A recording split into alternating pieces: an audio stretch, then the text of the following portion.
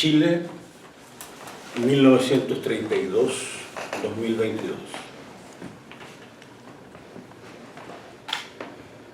Esto está escrito de antes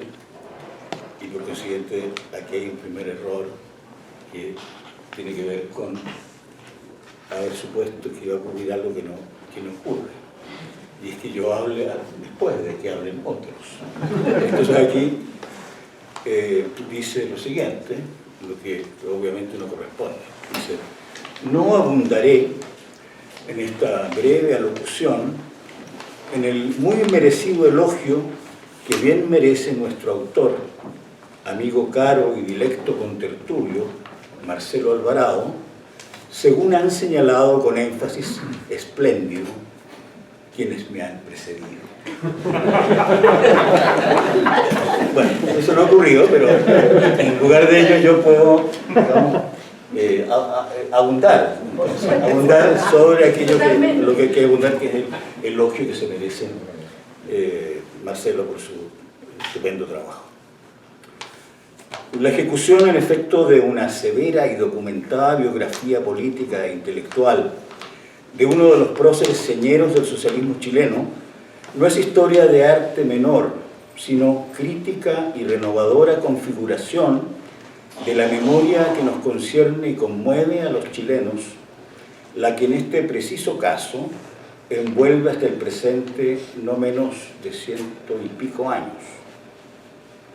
Ya había incurrido Alvarado en este mismo género de literatura cuando en 2015 la editorial Usach publicara su biografía de Manuel Astica, obra en la que incursiona, entre otros temas, en la insurrección de la Armada o rebelión de la Escuadra de 1931, antecedente inmediato de la República Socialista de junio de 1932. Parece público y notorio que el periodo de 28 años que se extiende de 1920 a 1948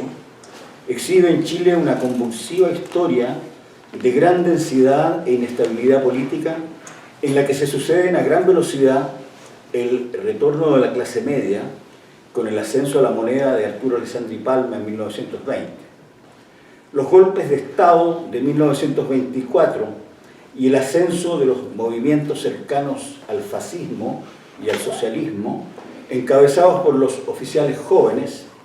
Carlos Ibáñez, Marmaduke Grove y algunos otros. La Constitución de 1925,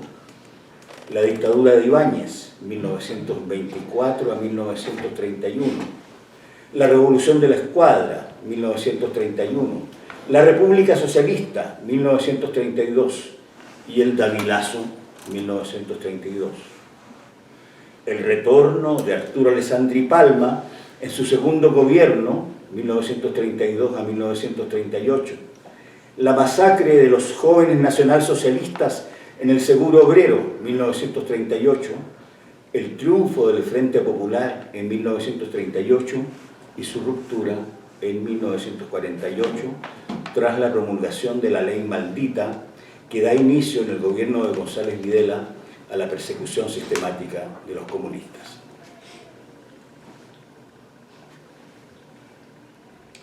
Creo que no debería resultar aventurado considerar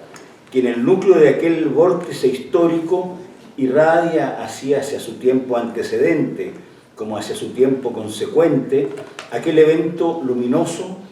y popularmente esperanzador que fue la breve República Socialista de junio de 1932. Por cierto, la obra que esgrime en 1939, solo 7 años después, el flamante y juvenil ministro de Salubridad de Pedro Aguirre Cerda, titulada La realidad médico-social chilena, constituye un diagnóstico y un programa que no solo será efectivo en los primeros años del gobierno del Frente Popular, 1938 a 1942, sino que cobrará histórica materialidad en políticas públicas del Estado de Chile durante décadas y se extenderá y profundizará en el gobierno de la Unidad Popular en 1970 a 1973,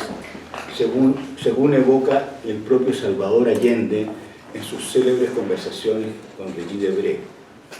Y esto lo señala nuestro autor en su libro. En nada resulta aventurada, por consiguiente, la tesis de Alvarado, que convierte a la República Socialista de 1932 en un evento precursor de la vía chilena al socialismo. Pero igualmente irradia dicho luminoso evento hacia, y tal vez también habría que decir desde, su tiempo antecedente. Si bien fue redactado y compuesto por Alfredo Lacarrigue, que es considerado su autor, el Plan Lacarrigue, cifrado en la consigna popular pan, techo y abrigo,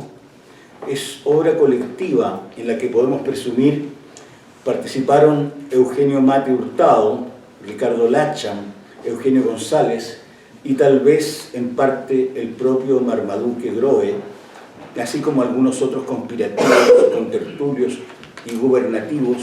que acudían al domicilio de Eugenio Mate, situado cerca de la Plaza de Armas en Santiago de Chile.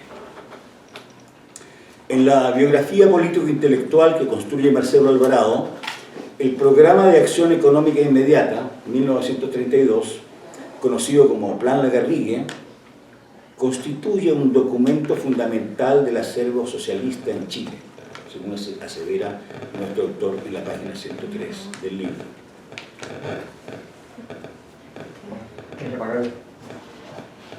Sigue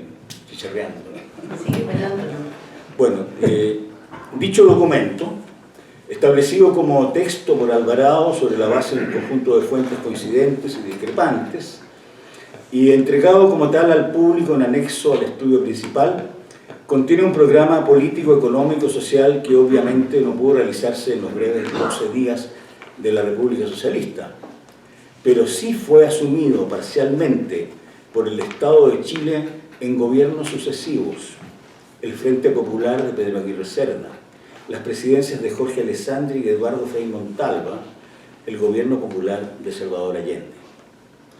Contempla dicho programa, entre otras muchas medidas, la creación de un Banco del Estado destinado a favorecer la producción por medio de la facilitación del crédito, la regulación del consumo y el aseguramiento del mercado. Asimismo, la creación de compañías del Estado orientadas a la agricultura, la minería, la industria y el transporte.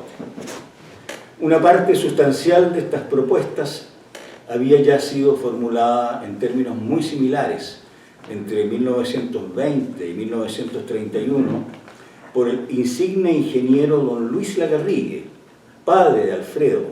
destacado pensador y activista del positivismo comtiano que Leopoldo Sea calificara de ortodoxo.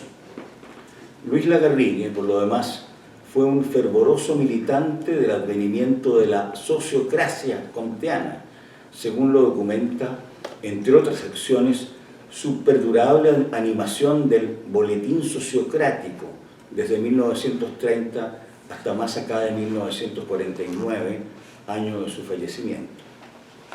Dicha corriente doctrinaria ortodoxa, encarnada por él y sus hermanos mayores, Juan Enrique, Jorge y Carlos, se enlazaba con una denodada defensa del pacifismo internacional y del progreso social y moral de los seres humanos, no menos que con un inconmovible respaldo del legado histórico del presidente José Manuel Balmaceda.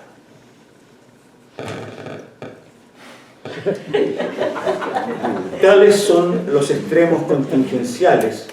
a que nos convoca el estudio crítico biográfico de Marcelo Alvarado en su reflexión histórica de la Revolución Socialista de 1932. El sacrificio del presidente José Manuel Balmaceda y el magnánimo ejemplo de excelencia y coraje del presidente Salvador Allende. Gracias.